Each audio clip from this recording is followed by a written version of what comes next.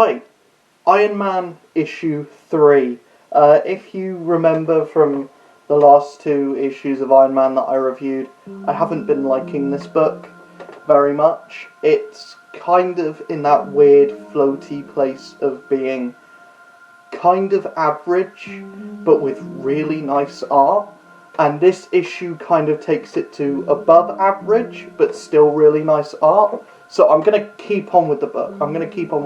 It's getting better. It's still not amazing. It's still got a lot of the same problems as it did in the first 2 issues, but the story is actually seeming to come to a head now, and there's actually some form of stakes, and it's interesting. It's an interesting read now.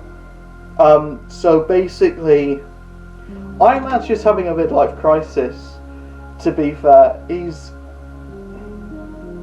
trying to become more attached with the rest of the world, and so he's going on like business class, or not business class, but he's going on like the lower class parts of planes.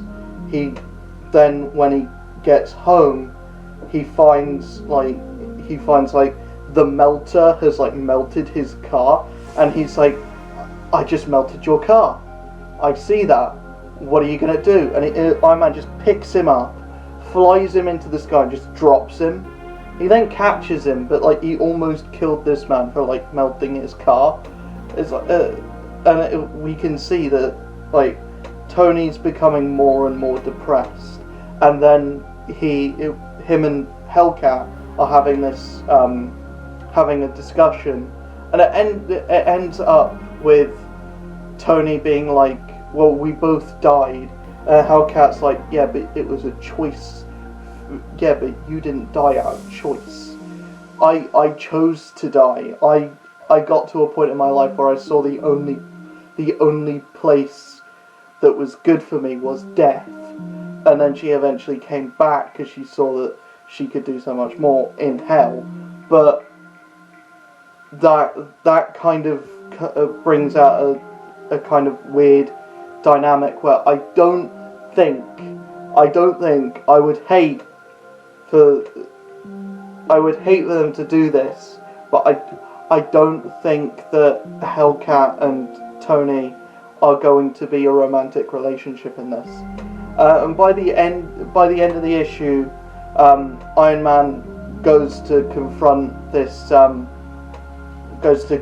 the guy who he ended up giving like $1 billion to at the start of issue 1, or in the middle of issue 1, and he ends up being Korvac. Who'd have thunk? And he's like, you gave me enough money to become nigh onto a god, but when I'm done, I will be the only god. And then by the end of the issue, him and Hellcat get zapped with this ray that's almost like should have killed both of them, but it only kills Hellcat, and Tony's got the defibrillator in his armor, so he's fine. But he gets up and he sees Hellcat laying there, and I don't know if Hellcat's actually dead. It looks like she's dead, but I don't know if she is dead, because in the this makes it look like she's dead, but she's in the cover of the next issue. I don't know if that's a fake out, or they did that so that they didn't spoil this issue, because obviously covers get revealed before the actual issue comes out. Covers are made like months in advance. But I don't know if they did that not knowing that she was going to die in this issue, or she doesn't die in this issue and it's just a fake out, and like the next issue she's fine. I don't know, but like having her be fine in the next issue is such a comic book thing that I'm sure that's what's going to happen.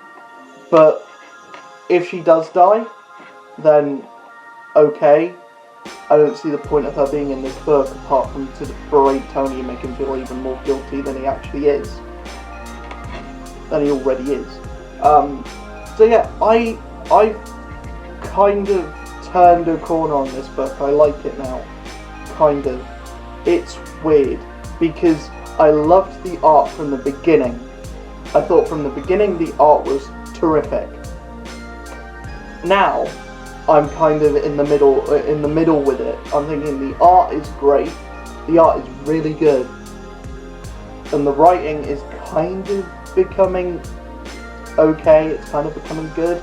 I still don't like the scenes where it's just Hellcat like berating Tony for no apparent reason, when he's clearly in a place where he's like he's clearly in a very dark place, and Hellcat's just like, oh, who cares about you? You're a very privileged white man.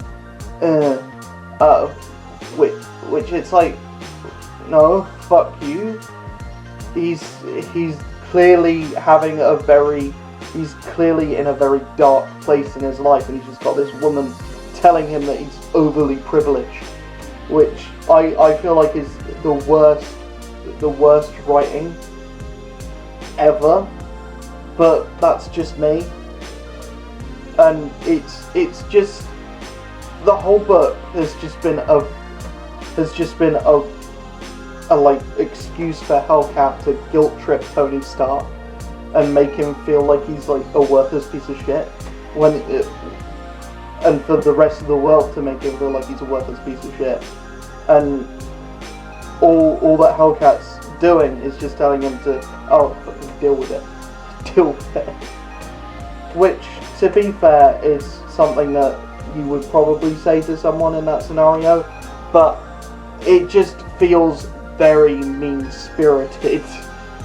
But yeah, this isn't a bad issue. I think it's a good issue. I think it's good.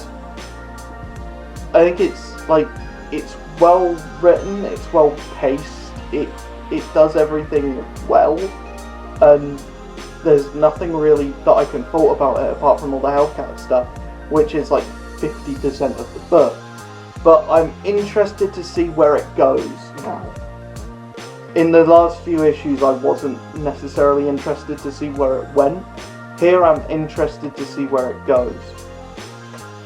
Anyways, that's where I'm going to end it off. If you've been reading Iron Man at the moment and you are liking it, if you don't like it, let me know what your opinions are about this book in the comments below. I'll see you guys in the next video. Peace.